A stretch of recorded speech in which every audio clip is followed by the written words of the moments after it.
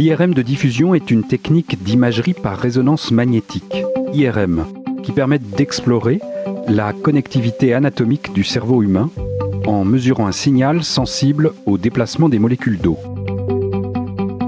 L'appareil IRM est constitué d'un tunnel formé d'un aimant très puissant, de bobines de gradient et d'une antenne.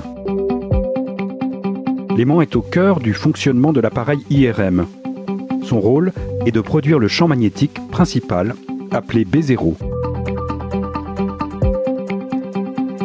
L'antenne, disposée autour de la partie du corps que l'on veut imager, ici le cerveau, est une antenne émettrice-réceptrice. Elle émet un signal radio à une fréquence appropriée, dite fréquence de Larmor, qui perturbe les spins des protons. Ceux-ci, lors de leur retour à l'équilibre, émettent à leur tour une onde électromagnétique que l'antenne capte. C'est la fonction réceptrice. Ce sont donc les propriétés magnétiques des tissus qui sont exploitées en imagerie par résonance magnétique. Le corps humain est composé d'une grande quantité d'eau. 80% du cerveau en est composé. Les protons des atomes d'hydrogène qui composent l'eau sont équivalents à de petits aimants, appelés des spins. Un examen IRM repose sur l'excitation des spins des protons de l'eau dans les tissus.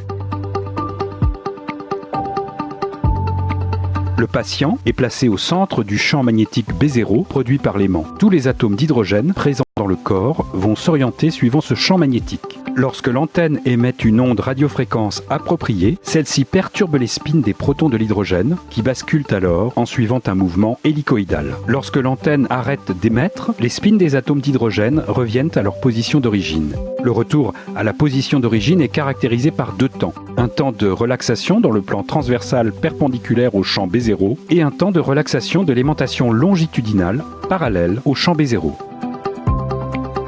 En fonction de leur nature, les tissus sont caractérisés par des temps de relaxation différents. Cette différence est à l'origine du contraste présent dans les images IRM, permettant de distinguer chaque type de tissu les uns des autres. Le cerveau est constitué de matière grise, composée de corps cellulaires de neurones, situés en périphérie, le cortex cérébral, ou enfouis au niveau du centre du cerveau. Il y a aussi de la matière blanche, constituée des fibres nerveuses et organisée en grands faisceaux de fibres bien alignés. Chaque fibre correspond à un axone entouré d'une épaisse gaine de myéline protectrice.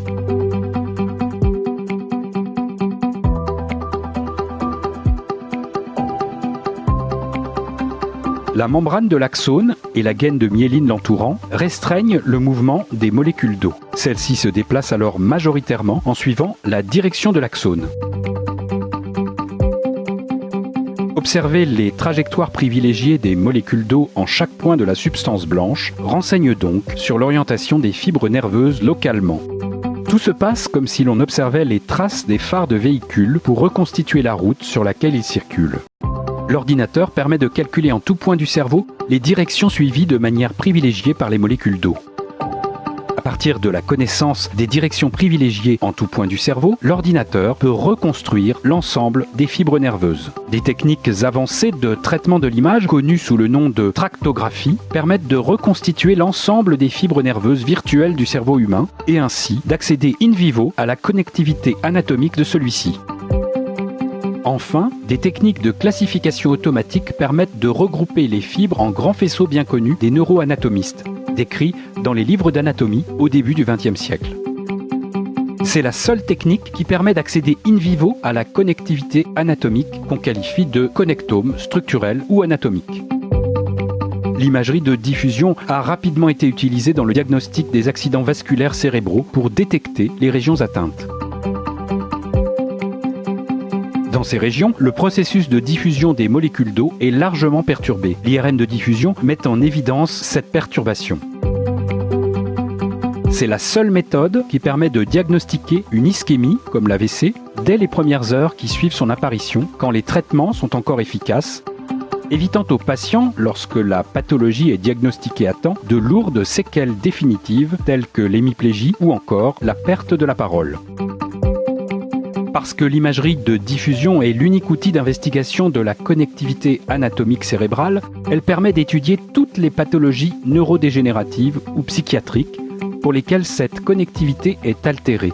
La sclérose en plaques, la maladie de Parkinson, la maladie d'Alzheimer, la chorée de Huntington, le trouble bipolaire, la schizophrénie, l'autisme. Enfin, l'IRM de diffusion est essentielle pour l'étude du développement cérébral. Elle permet de comprendre les mécanismes de maturation de la connectivité anatomique en étudiant comment les fonctions cérébrales comme le langage ou la lecture se mettent en place.